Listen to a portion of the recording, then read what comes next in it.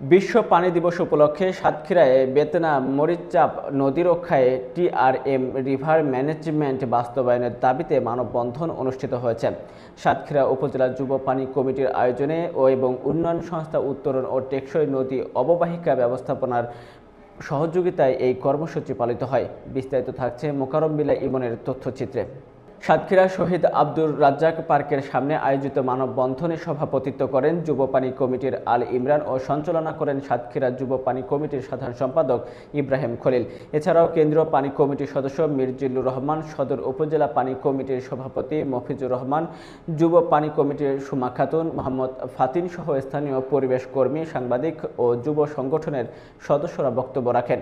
বক্তারা বলেন, জলবায়ু পরিবর্তন ও অপরিকল্পিত বাঁধের কারণে বেতনা ও মরিচচাপ নদীর স্বাভাবিক প্রবাহ ব্যাহত হচ্ছে, যা নদীগুলোকে মৃতপ্রায় করে তুলেছে। দ্রুত টিআরএম বাস্তবায়ন করে নদীর স্বাভাবিক প্রবাহ ফিরিয়ে আনার দাবি জানান তারা।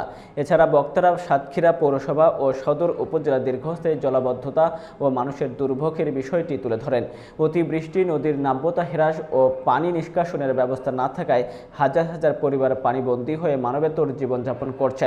দ্রুত টিআরএম চালু, নদী খনন ও জলাবদ্ধতা নিরসনে কার্যকর ব্যবস্থা গ্রহণের জন্য সরকারের প্রতি আহ্বান জানান তারা।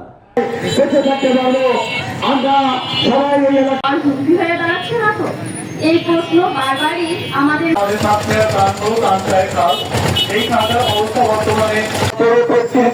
বলতে চাই, আপনারা অবিলম্বে সাতক্ষীরা পৌরসভা এবং সাতক্ষীরা সদর উপজেলার পানি থেকে আমাদেরকে মুক্ত দিন।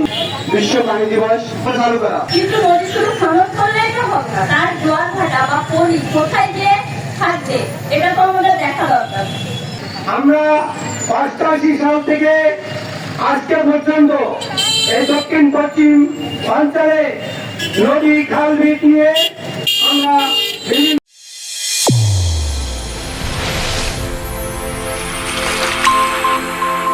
চ্যানেল A1 হৃদয় রেসপন্স।